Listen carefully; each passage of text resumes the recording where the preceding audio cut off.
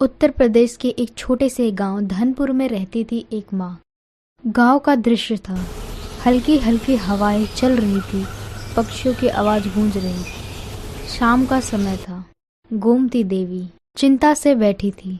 उसका बेटा राजन शहर में नौकरी करता था। माँ रोज खिड़की से रास्ता देखती रहती कि उसका बेटा कब घर लौटेगा। तभी फोन की घंटी बजती है। माँ फोन उठाकर, राजन बेटा, अब बहुत हुआ। मैंने तेरी शादी तय कर दी है, गांव की एक सुशील लड़की से जिसका नाम है कविता। बस तू कल ही घर आ जा। राजन, शादी? इतनी जल्दी माँ? ठीक है माँ, आपकी खुशी में ही मेरी खुशी है। लेकिन माँ, मैं एक बार कविता से मिलना चाहता हूँ। ठीक है बेटा, लेकिन बेटा ये बताओ कि तुम आ कब रहे हो? माँ, मैं कल ही आ जाता हूँ ट्रेन पकड़कर। राजन अगले ही दिन गांव आ जाता है।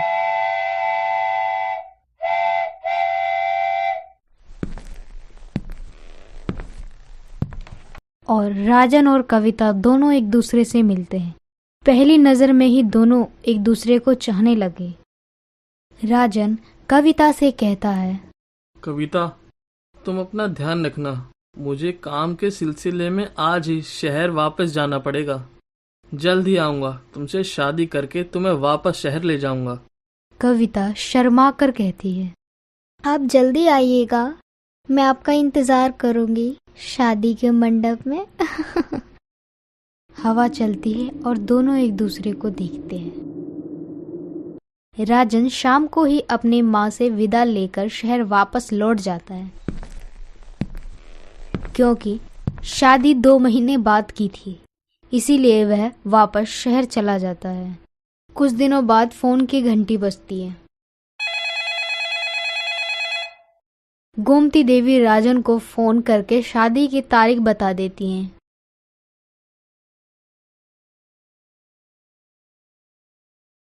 और कुछ समय बाद ही राजन शहर से वापस आ जाता है। ढोल, नगाड़े और सहनाई, सब तरफ हंसी खुशी का माहौल था।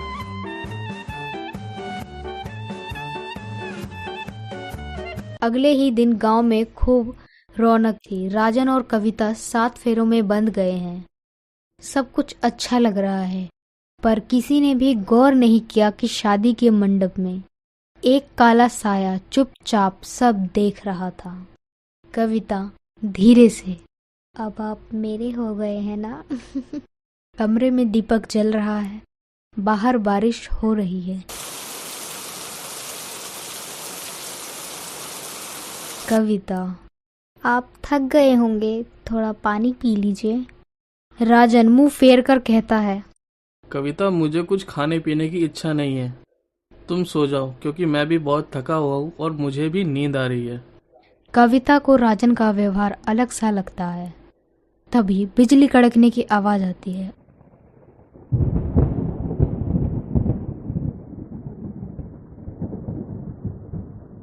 और कविता घबरा जाती है।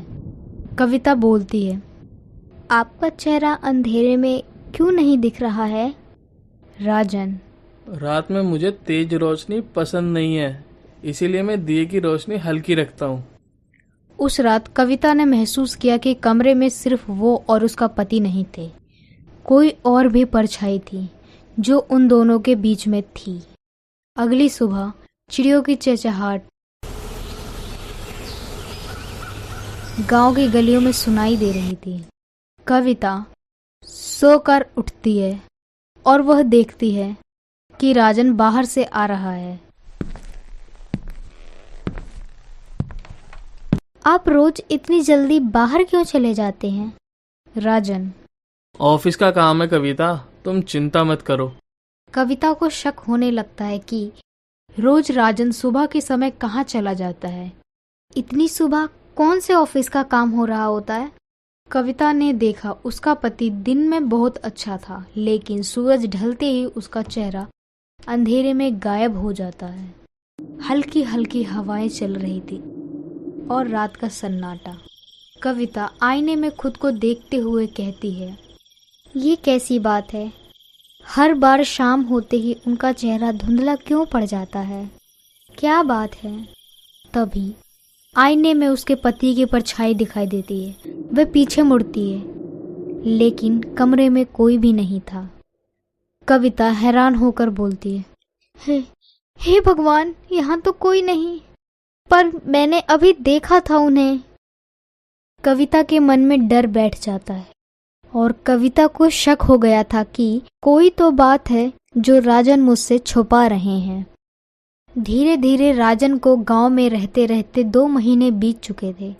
अब राजन गांव में ही काम करता और घर परिवार का ख्याल रखता, साथ ही अपनी पत्नी से भी बहुत ज़्यादा प्यार करता। गोमती देवी रास्ते में जा रही थी, तभी राघव आ जाता है, जो कि इसी गांव में रहता था, पर राजन के साथ उसकी ऑफिस में ही काम करता था। गोमती देवी राघव से कहती हैं, राघव बेटा, तुम आए नहीं राजन की शादी में? राजन की शादी? राजन की शादी कब हुई? 2 महीने पहले ही तो राजन की शादी हुई थी। तुम्हें पता नहीं है क्या? राजन ने बताया नहीं तुम्हें? पर माताजी, आपका बेटा राजन तो 2 महीने पहले ही हादसे में, वो तो अब नहीं रहा। गोमती देवी रोकर कहती है, नहीं नहीं, मेरा बेटा जिंदा है। शादी के बाद से ही वो तो हमारे साथ ही रह रहा है।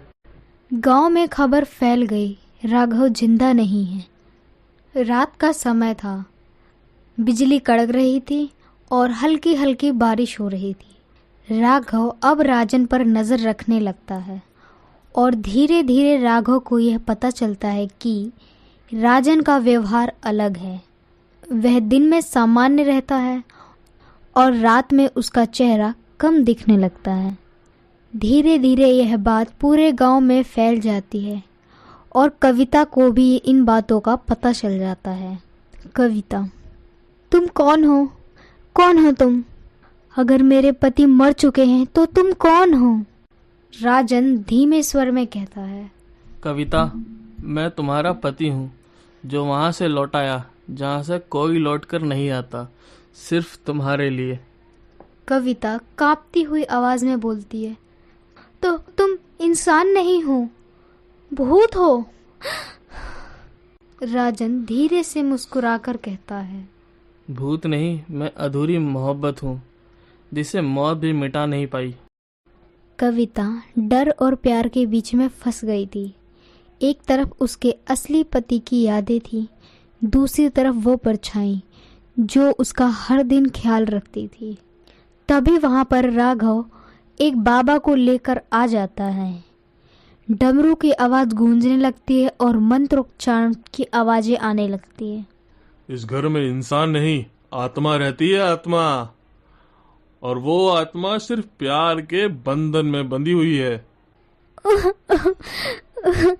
बाबा, इस आत्मा को छोड़ दो।